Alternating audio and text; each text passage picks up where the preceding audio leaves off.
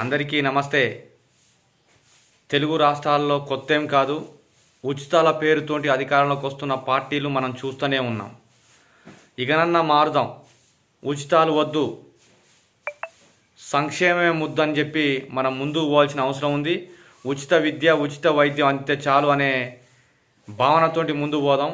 వచ్చే తెలంగాణ రాష్ట్రంలో స్థానిక సంస్థల ఎన్నికల్లో ఎటువంటి డబ్బులు తీసుకోకుండా గ్రామాలు బాగుపడాలనే ఉద్దేశంతో ముందుకు పోవాల్సిన అవసరం ఉందని చెప్పి కూడా మన మిత్రులకు, జనసేవ సమితి సబ్స్క్రైబర్స్కు, జనసేవ సమితి కార్యకర్తలకు నేను తెలియజేస్తున్నాను. మన సంఘంలో అనేక మంది నిక్కార్స్గా నిలబడే వ్యక్తులు ఉన్నారు.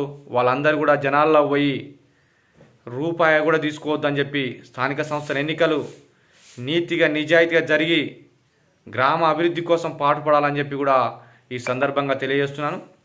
ఈ రోజు నుండి జనసేవ సమితి అనే ఛానల్లో అనునిత్యం ప్రజా సంక్షేమం కోసం వీడియోలు పెడుతూనే ఉంటామని చెప్పి కూడా ఈ వీడియో ద్వారా తెలియజేస్తున్నాను. Thank you.